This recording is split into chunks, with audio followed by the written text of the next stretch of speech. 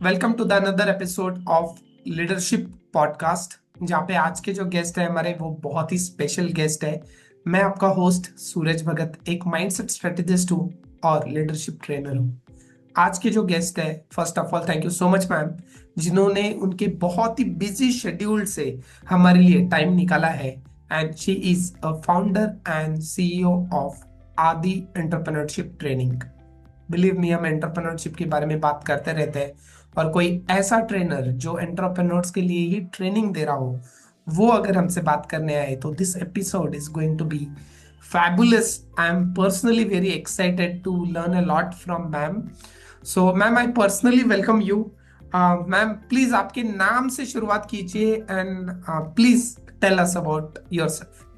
Yes, absolutely, Suraj. First of all, thank you so much for inviting me for this interview, and I'm very happy, very excited to be here in the part of this discussion. So yes, I start with my introduction. Actually, long way back. First of all, my name is Sushma Mante. Long way back मैं शुरुआत करूंगी कि मेरा BCom English medium से हुआ है। उसके बाद मैंने एमबीए किया फाइनेंशियल मैनेजमेंट में। अब फाइनेंशियल मैनेजमेंट में एमबीए करने के बाद एक्चुअली मेरा फाइनेंशियल मैनेजमेंट में एमबीए करने का पर्पस यही था कि मुझे ऐसा लगा कि चलो बीकॉम अकाउंटिंग कर लिया है तो उसके आगे का ये अच्छा हो जाएगा स्पेशलाइजेशन। तो करियर अच्छा हो अकाउंटिंग और जाएगा। फाइनेंशियल मैनेजमेट ये मैंने करियर अच्छा हो हाँ जाएगा हाँ ऐसा रिलेट सोचा। किया हाँ हाँ ओके। ऐसा सोचा मैंने कि चलो करियर अच्छा हो जाएगा। फिर फाइनेंशियल मैनेजमेंट में एमबीए करने के बाद मैंने कोशिश की काफी जगह जॉब करने की फाइनेंशियल डिपार्टमेंट में या फिर फाइनेंशियल ऑफिस में टैली से रिलेटेड कुछ भी ऑफिस वर्क। ये मैंने क्या किया एक दो जगह पे ज्यादातर 6-7 महीने करके मैंने वो छोड़ दिया। और मुझे ऐसा लगता है कि उसका मेन रीजन ये था कि it was not my inner calling, है ना। ओके। ऐसा लगा कि यार सेटिस्फेक्शन नहीं मिल रहा है। ठीक है पैसा आ रहा है, ठीक है यानी मनी आ रहा है, लेकिन सेटिस्फेक्शन तो बिल्कुल भी नहीं है। फिर उसके बाद ऐसा हुआ कि मुझे अपॉर्चुनिटी आई एक senior lecture as a senior lecture बुलाया एक सीनियर कॉलेज में। तो फिर वहां पे मैंने 2 साल तक फाइनेंशियल मैनेजमेंट मार्केटिंग मैनेजमेंट ये सब्जेक्ट्स पढ़ाए, बीबीए और बीसीए को।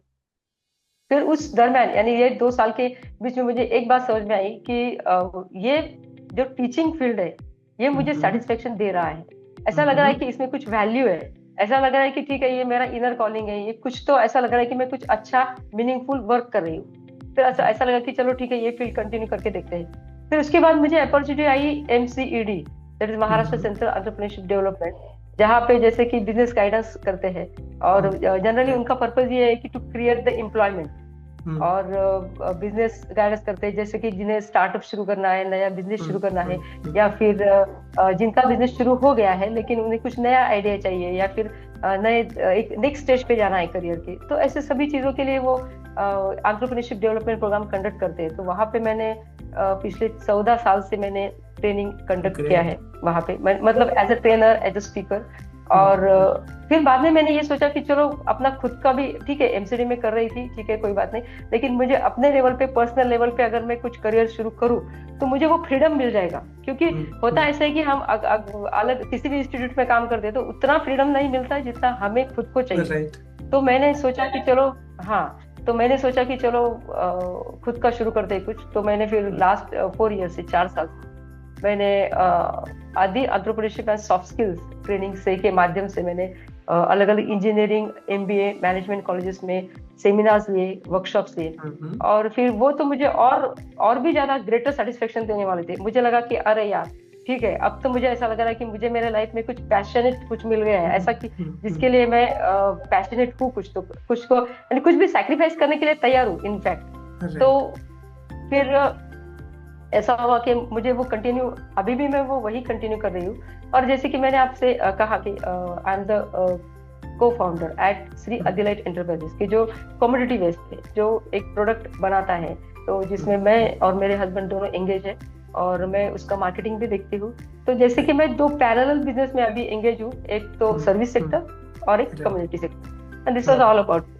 और मुझे ये बात समझ में आ गई है कि मुझे सर्विस सेक्टर में यही ट्रेनिंग फील्ड में या फिर कोचिंग फील्ड में कंटिन्यू करना है। ग्रेट, ऑसम, सुपर, बहुत बढ़िया। आज हम आपके 14+ ईयर्स के एक्सपीरियंस का जिस्ट यहाँ पे निकालना चाहेंगे और बहुत कुछ सीखना चाहेंगे आपसे। एक बात बताइए मुझे कि वो क्या ऐसा कोई इंसिडेंट आपको याद आता है, या ऐसा कोई मंथ, या ऐसा कोई ईयर जहाँ से आपने सोचा कि बस अब मुझे क्या करना है, I want to do something of my own. What was triggering point, any triggering point you remember, कि जब से आपको लगा कि I will do everything of my own, मैं बिजनेस करूंगी, मैं बिजनेस में आऊंगी, क्या था वो ट्रिगरिंग पॉइंट? एक राइट। अब जैसे कि मैंने कहा कि मैं एमसीडी में अलग अलग बैचेस कंडक्ट करती थी या फिर मैं ट्रेनिंग लेती थी। कई बार एक दो बैचेस में ऐसा मुझे खुद को लगा, मेरा खुद का ओपिनियन ऐसा लगा मुझे कि ऐसा लग रहा है कि यार यहाँ पे जो ऑडियंस मुझे चाहिए, राइट, ऑडियंस तो सही है, ऐसा ऐसा लगता है ना कि ऐसे मुझे तब ऐसा लगा कि now I have to leave this space because there is no longer growth here. ऐसा मुझे लगा। ग्रोथ मतलब इन माय पर्सपेक्टिव, जैसे कि ऐसी कोई चीज है जो मैंडेटरी हम रोज रिपीटेटिवली कर रहे हैं, अगर मैं एक ही बैच को एक ही टॉपिक में कितना भी पढ़ा लूं या कितना भी अपडेट कर लूं, लेकिन उसमें कितना चेंजेस, मैं इनोवेटिव क्या कर सकती हूँ और इनोवेटिव और क्रिएटिव मैंने क्या करना है।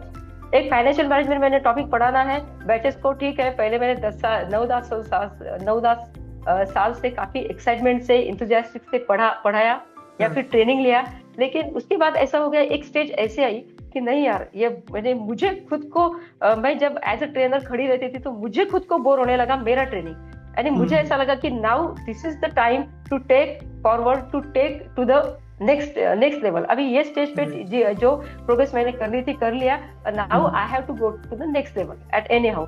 और ये जो माइंडसेट है, ये माइंडसेट मुझे लगा कि अब मुझे अपना खुद का शुरू करना चाहिए, so that I can get more freedom with my own work actually. Awesome, amazing, that feel of stuckness। और पता है आपको, जिंदगी में बहुत सारे लोग ये फील करते हैं, बट वो उसके अगेंस्ट डिसीजन नहीं ले पाते।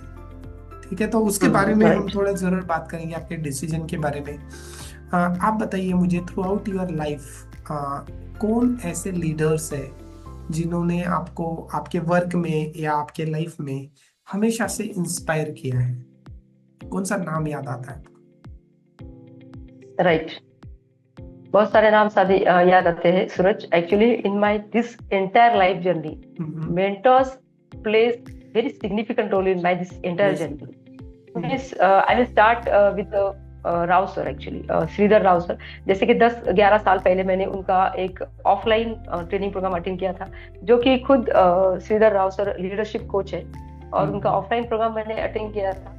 तो उनसे जो मैंने एक चीज सीखी है, सीखा बहुत कुछ है, लेकिन जो मैंने खुद ने मेरी लाइफ में इम्प्लीमेंट किया है, तो वो एक चीज है कि to work on yourself consistently, just to work on yourself consistently. इसका मतलब है कि ये, हाँ, more self aware, more self reflect. बहुत बार ऐसा होता है कि we are living in the illusion world, हम ऐसा इल्यूजन वर्ल्ड में जी रहे हैं, एक्चुअली रियलिटी नहीं देख पाते हैं।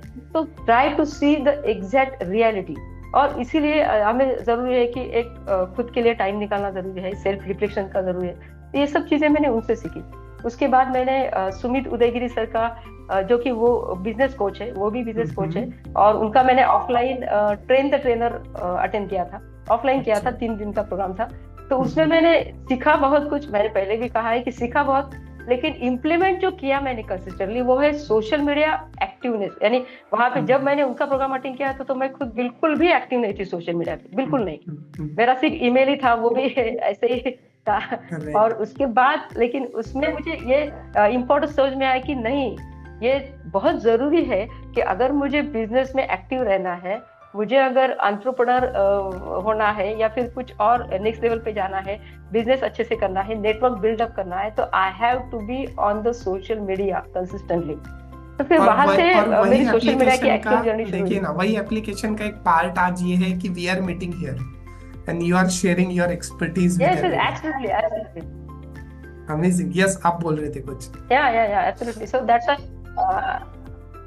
आई really want to mention all those. तो बहुत कुछ सीखा है सुमित उदयगिरी सर से। उसके बाद राजीव तलरेजा सर जो कि इंटरनेशनल बिजनेस कोच है, उनका मैंने ऑनलाइन पेस प्रोग्राम अटेंड किया। वो भी 3 दिन का था, लेकिन वो ऑनलाइन प्रोग्राम अटेंड किया। उनसे मैंने एक चीज सीखी जो मैंने खुद ने इम्प्लीमेंट की, वो है to take the consistent action. ये बहुत बार ऐसा होता है कि हम एक्शन लेते हुए इतना ज्यादा सोचते हैं, ओवर थिंकिंग इतना ज्यादा हो जाता है कि परफेक्शन होना चाहिए, परफेक्शन, लेकिन उसके वजह से हम क्या कर रहे हैं, एक्शन नहीं ले रहे। तो वो मुझे उनसे इंस्पिरेशन मिला कि नहीं यार, एक्शन तो लेना जरूरी है। जब तक हम एक्शन नहीं लेंगे तब तक ना ही हमको खुद का हमारा पर्सनल एक्सपीरियंस आएगा, और ना ही हम कुछ हमें विजडम मिलेगा, और ना ही हमारे पास कुछ शेयर करने के लिए होगा। तो उनसे मैंने ये सीखा है कि to take the action consistently.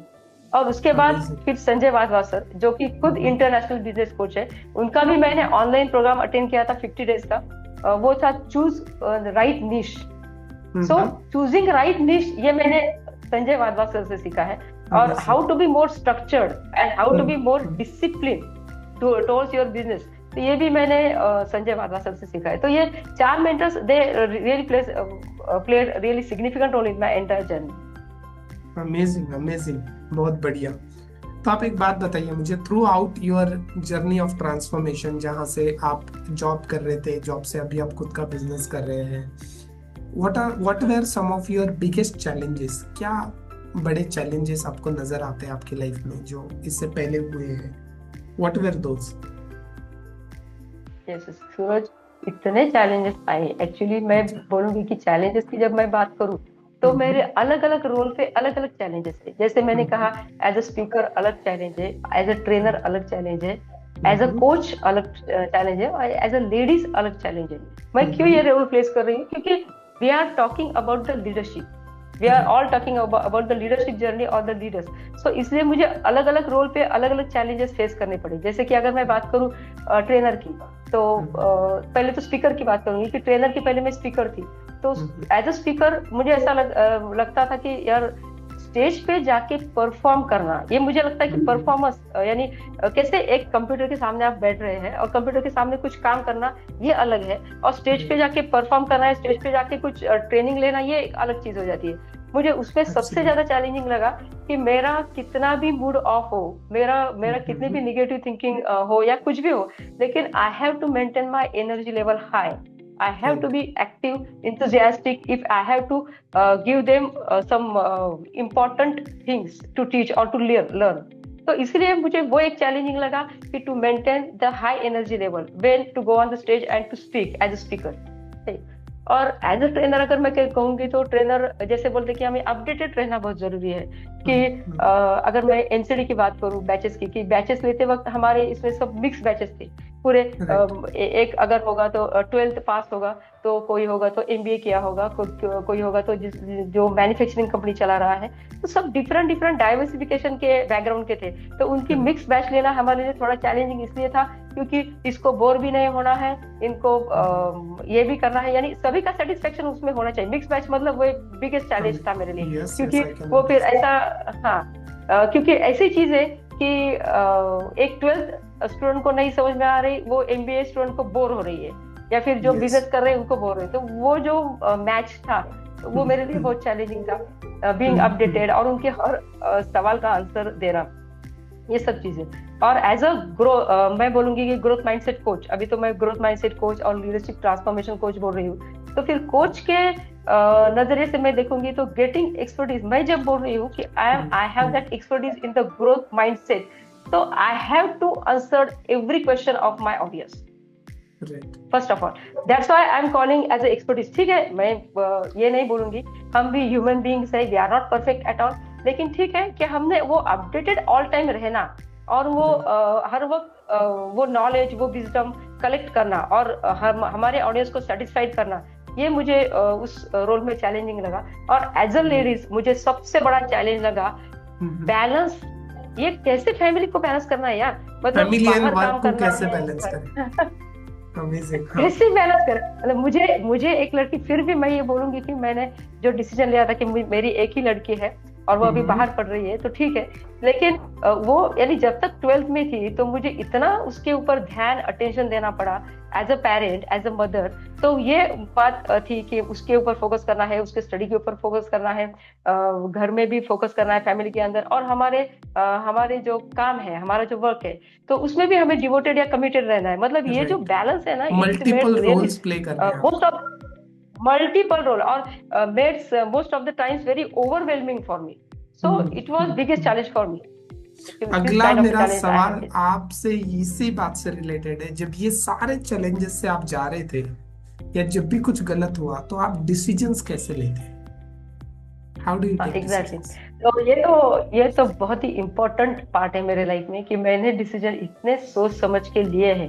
At least हम्म। पिछले 10 to 12 ईयर्स में मैं बोलूंगी, उसके हम्म। पहले मैं नहीं समझ सकती, लेकिन ये जो मैच्योरिटी आई है, इमोशनल इंटेलिजेंट, ये जो बोलेंगे हम, उससे मुझे जो मैच्योरिटी मिली है, तो मुझे ऐसा राइट। लगता है कि मैंने डिसीजन बहुत ही सोच समझ के लिए है।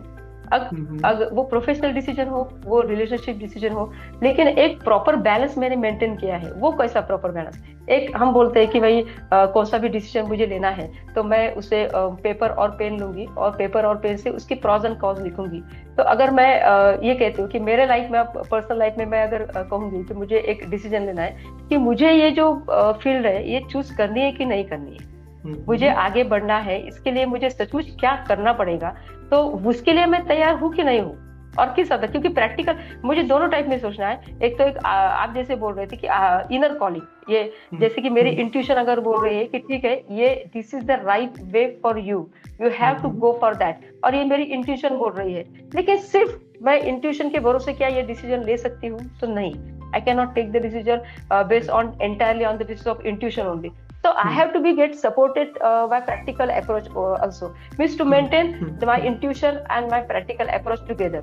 एक बार मैं इंट्यूशन का भी सुन लूँ, इंट्यूशन मेरा कहता है तो भाई ठीक है, मैं उसके साथ प्रैक्टिकली पेपर और पेन लेके भी मैं ये करूँ कि लिख के देखूँ कि ठीक है ये सही है गलत है, मेरे लिए क्या क्या हो रहा। और ये कोई भी डिसीजन हम अगर लेते हैं तो उसका कुछ तो कुछ प्रॉज एंड कॉन्स होंगे ही, कुछ तो कुछ सैक्रिफाइसेस एडजस्टमेंट हमें करने ही पड़ेंगे। तो सवाल ये है कि क्या हम उसके लिए तैयार है कि नहीं है। और एक बात कि मैं जब भी इस माइंड स्टेट में रहती हूँ कि मैं अगर कोई कंफ्यूज हूँ, मुझे क्लियरिटी नहीं है, मैं डाउटफुल हूँ, तो उस स्टेट में मैं कोई भी डिसीजन कभी भी नहीं लेती हूँ। उसमें मैं वक्त लेती हूँ अपने आप के लिए, और आफ्टर टेकिंग सम टाइम जब मुझे ऐसा लगता है कि I am being on the stage of stable, एक स्टेबल पोजीशन में मैं हूँ कि जहाँ पे मैं डिसीजन लेने के लिए तैयार हूँ, that time I take decision. Amazing amazing. कुछ गोल्डन नगेट्स मुझे इसी से थोड़ा मैं जो सीखा वो रिफ्लेक्ट शेयर करना चाहता हूँ आपसे, कि डिसीजन लेने से पहले पॉज करना है, सोच के डिसीजन लेना है, काम रहना है। When your mind is cool you can take better decision. Awesome, amazing. Right now दोस्तों कुछ ही टाइम हुआ है and we are learning so much from ma'am. Thank you so much ma'am.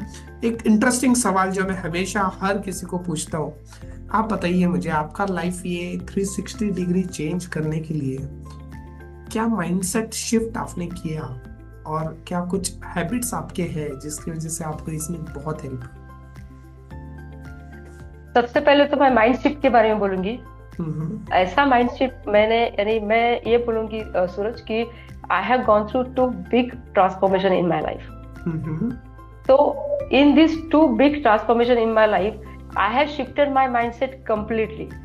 ये कहूंगी कि मैं पहले मेरा नेचर ऐसा था कि यानी मैं खुद ऐसा मानती हूँ कि मैंने मेरे लाइफ में काफी चीजें बहुत लेट रियलाइज की, बहुत लेट रियलाइज हुआ है, लेकिन ठीक है, it is what it is. तो जैसे मैंने कहा कि मैं आई have gone through 2 big transformations, तो ये ट्रांसफॉर्मेशंस मेरे लिए बहुत ही ज्यादा डिफिकल्ट थे। और इस ट्रांसफॉर्मेशन से, जैसे मैं कहूंगी कि ट्रांसफॉर्मेशन से पहले मैं एक ऐसी पर्सन थी कि I was always looking for the validations, I was always looking for the people pleasing, always looking for dependent, so much dependent on the people. और ये बहुत सारी चीजें कि जैसे लोग क्या कहेंगे, लोग क्या सोचेंगे, इसके बारे में पहले सोचना, ओवर थिंकिंग करना, try to chase the perfection at all time, ये सब चीजें मेरी ट्रांसफॉर्मेशन के पहले थी।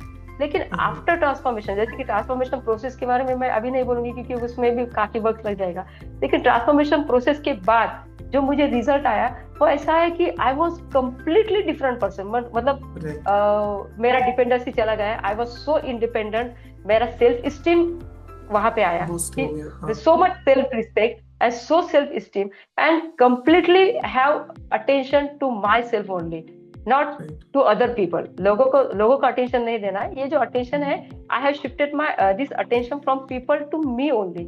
अब जब मैंने ये attention लोगों से shift करके मेरे तरफ किया तो everything has just changed, क्योंकि मुझे मेरे ही बारे में इतनी ज्यादा चीजें पता चली है, मेरे फ्लॉज है, मेरे स्ट्रॉन्ग पॉइंट है, जो स्ट्रॉन्ग पॉइंट है वो मैं यानी कितनी पावरफुल, या कितने पावरफुल ये वर्ड गलत है, लेकिन मैं ये बोलूंगी कि कितने स्किल्स है मुझ में, how can I improve, how much I can improve. ये जो एंटायर लाइफ है, तो एंटायर लाइफ में मैंने पूरा अटेंशन अगर मेरी तरफ दिया है, तो इसमें मैं कितना अपने आप को इम्प्रूव कर सकती हूँ। तो ये सब चीजें मेरे ट्रांसफॉर्मेशन के दरमियान हुई है, बहुत सारी चीजें चेंज हुई है ट्रांसफॉर्मेशन में। और ये जो माइंड शिफ्ट है, और सबसे इम्पोर्टेंट बात कि जो मैं पहले हर एक चीज पर्सनली लेती थी, हर एक चीज, कोई भी हो, छोटी से छोटी चीज पर्सनली लेनी है कि नहीं ये ठीक है यार, क्या होगा, नहीं। यूट्यूब पे पहला वीडियो मुझे डालना था, तो पहला वीडियो डालने से पहले आई वॉज सो ओवरथिंकिंग। मुझे उस रात, मैंने जिस रात मैंने वो वीडियो तैयार किया, दूसरे दिन सुबह मुझे वो डालना था, तो उस रात में मुझे नींद नहीं आई, ये सोच के कि यार ये यूट्यूब में मैं चलते रही हूँ, लेकिन सच में am I good enough for that, और लोग तो कितना अच्छे से करते हैं ये वो, और मैं, हाँ हाँ, सेल्फ डाउट आ रहा था, और ये क्या मैं सही हूँ। और तो और एक बात और मुझे खाई जा रही थी कि फेसबुक पे वगैरह तो ये भी नहीं है डिसलाइक वगैरह, लेकिन यूट्यूब पे तो डिसलाइक भी है। मुझे ऐसा ना हो जाए कि लाइक से ज्यादा डिसलाइक आ जाए। और ये जो डर था अंदर, इनसिक्योरिटी थी मेरी खुद की पर्सनालिटी के वैसे, तो बहुत सारा, यानी बहुत टेंशन, मुझे इतनी आदत थी टेंशन लेने की हर चीज करते वक्त, तो वो कम्प्लीटली चेंज हो गया, वो माइंडसेट कम्प्लीटली चेंज हो गया। वो एम्बैरेसमेंट, इंसल्ट, वो चेजिंग टू द परफेक्शन, ये सब चीजें रही नहीं। अभी ये रहा कि सिर्फ एक ऑथेंटिक सेल्फ, एक रियल पर्सनालिटी। अब लोग क्या सोचते हैं, आई डोंट जस्ट केयर। ऐसा नहीं है कि मैं लोगों का डिसरिस्पेक्ट कर रही हूँ, मैं लोगों का बहुत ज्यादा रिस्पेक्ट करती हूँ, लेकिन उसके पहले मैं अपने आप का रिस्पेक्ट बहुत ज्यादा करती हूँ। That's all about mindset. Amazing, super, बहुत सारे नगेट्स इसमें से मिले हैं। एंड बिलीव मी, जो भी व्यूअर्स हमारे ये पॉडकास्ट को देखते हैं वो सारे न्यू एज एंटरप्रेन्योर्स होते हैं, और यही मैम ने जो अभी सारे फीलिंग्स बताया, ये सारे फीलिंग्स के थ्रू आप जाते हैं, और वो वैलिडेशन होता है, इनसिक्योरिटी होता है, ये सब के थ्रू आप जाते हैं, और उसी की वजह से आपके ब्रेन में आपका जो एक बहुत अच्छा आइडिया है उसको आप बिजनेस में लाने से पहले ही मार देते हो। तो आज मैम की लाइफ से हम ये सीख सकते हैं कि how she has transform her self, और उन्होंने अपना पूरा की पूरा ट्रेनिंग इंस्टीट्यूट शुरू किया, and she started training people bye transforming her self. सबसे पहले खुद के ऊपर काम करके उन्होंने ये ट्रांसफॉर्मेशन लिया है। Amazing ma'am, I am just learning lot of things from you. आप बताइए मुझे, दिन में कौन से ऐसे 3 हैबिट्स है जो आपको ये सब करने में उन्होंने हेल्प किया? Just give me 3 habits. I am sure बहुत होंगे, बस 3 चाहिए मुझे आपके डेली के लाइफ के। कौन से 3 हैबिट्स है who has help you to transform? Right, 3 habit. एक तो मैं ये कहूंगी कि मुझे अकेले वक्त मिलना मेरे लिए बहुत ही अच्छा लगा, यानी अच्छा रहा मेरे लिए। एक्चुअली मैं कोइंसिडेंटली मुझे अकेले में रहने के लिए वक्त बहुत मिला है। तो अगर आप कहेंगे कि 3 हैबिट्स कौन से हैं, तो सबसे पहले हैबिट है कि I just left to chase the perfection. मैंने परफेक्शन का पीछा करना छोड़ दिया है।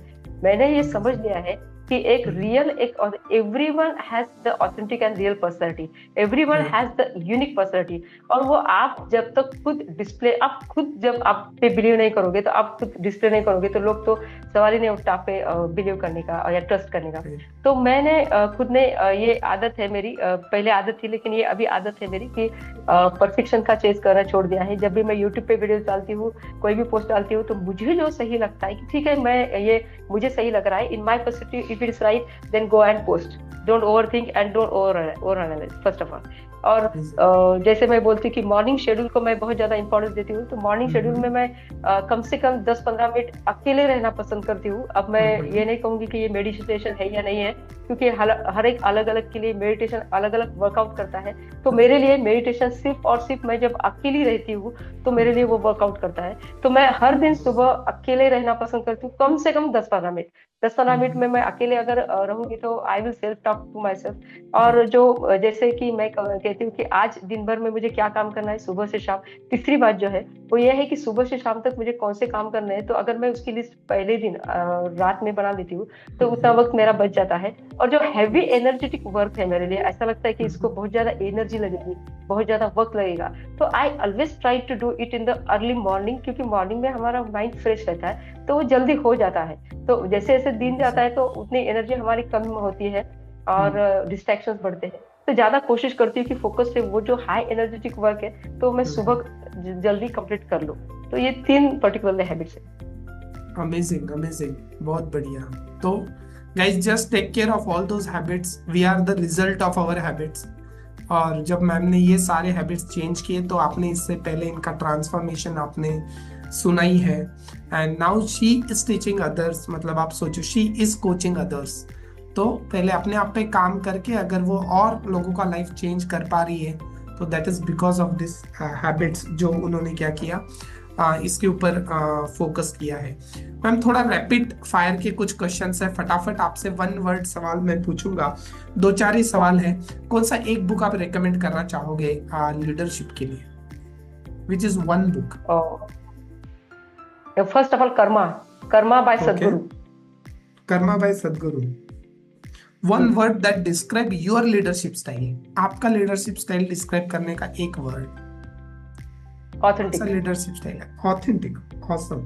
ऑथेंटिक। एक ऐसा फेलियर बताइए जिसके लिए आप अभी बहुत ग्रेटफुल हैं। फर्स्ट ऑफ ऑल जो एमबीए में मेरा मैंने फर्स्ट टाइम मेरे स्टेज डेयरिंग नहीं था, लेकिन उसमें फर्स्ट टाइम मेरे सेमिनार कंडक्ट करने के लिए जब मैं स्टेज पे गई तो वो जो मैंने इनिशिएशन लिया है, भले ही मेरे पास स्टेज डेयरिंग नहीं था, लेकिन मैंने जो इनिशिएशन लिया है without any thinking, I am very grateful for that, क्योंकि उससे मुझे बहुत ज्यादा मदद हुई है। सभी यानी जो फीलिंग्स है वो मेरे बाहर आई है और उससे मैंने एक्सेप्ट किया है सभी चीजों। अमेजिंग। कौन सा एक लाइन आप बताएंगे जिससे जिससे आपको लगता है कि आपकी पूरे लाइफ का वो सार है? 1 लाइन। एक कौन सा कोर्ट है ऐसा जिससे आपको लगता है आप ये जीते हो, ये रोज जीते हो?